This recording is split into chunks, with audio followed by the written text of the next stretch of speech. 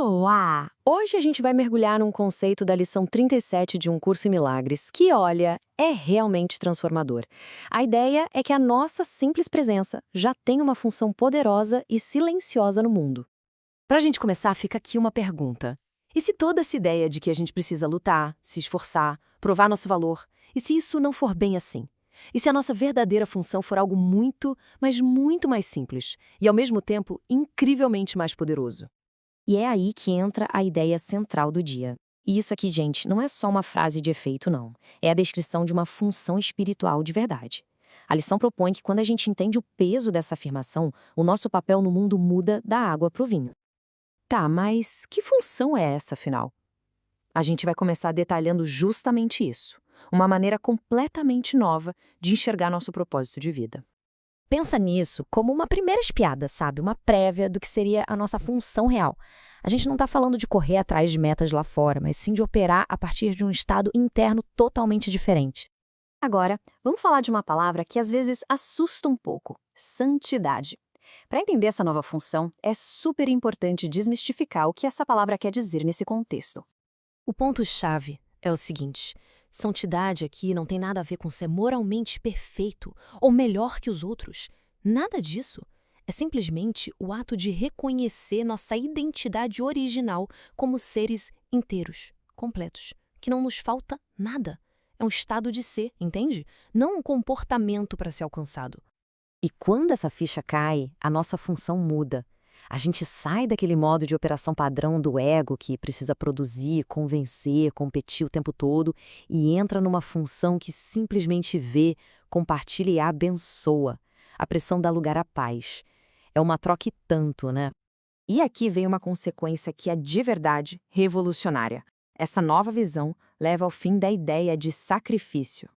Pensa bem, na mentalidade comum, para alguém ganhar, outro tem que perder. Sempre tem um custo, um sacrifício. Já a visão santa, ela opera a partir da abundância. A bênção não custa nada a quem dá e enriquece todo mundo. Ela não exige que alguém mereça, ela simplesmente reconhece o valor que já está lá. Certo, tudo isso é muito bonito na teoria, mas como é que isso funciona na prática? Como assim abençoar? A próxima parte explica justamente a natureza silenciosa e interna desse ato. É fundamental entender o que essa bênção não é. Não precisa dizer uma única palavra. Não se trata de dar um sermão, tentar convencer alguém ou explicar uma filosofia. É algo muito mais sutil.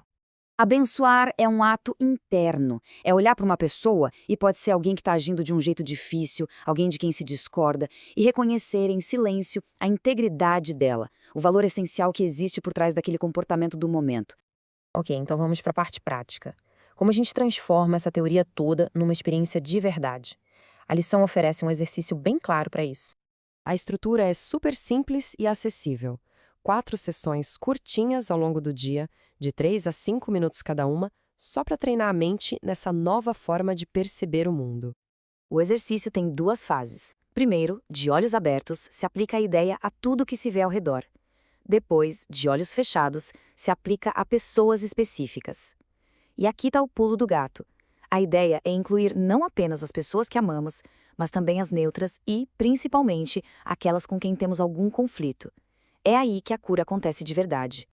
E além da prática formal, essa ideia vira uma ferramenta poderosíssima para os momentos de gatilho do dia a dia. Quando alguém irrita, em vez de reagir no automático, a gente pode parar e internamente afirmar: minha santidade te abençoa. Isso não significa concordar com o que a pessoa fez de jeito nenhum. Significa se recusar a entregar a própria paz de espírito. Então, resumindo, a lição é um convite para a gente sair do papel de quem luta para consertar um mundo quebrado e assumir a função de quem abençoa o mundo, simplesmente por reconhecer a verdade sobre si e sobre os outros. A promessa por trás de tudo isso é poderosa. Quando a nossa percepção interna, nossa visão, muda, o mundo externo inevitavelmente responde a essa nova vibração. E para fechar, fica esta reflexão: o que realmente muda na vida e nas nossas interações quando a abordagem deixa de ser de combate e passa a ser de bênção? A resposta para isso pode transformar tudo.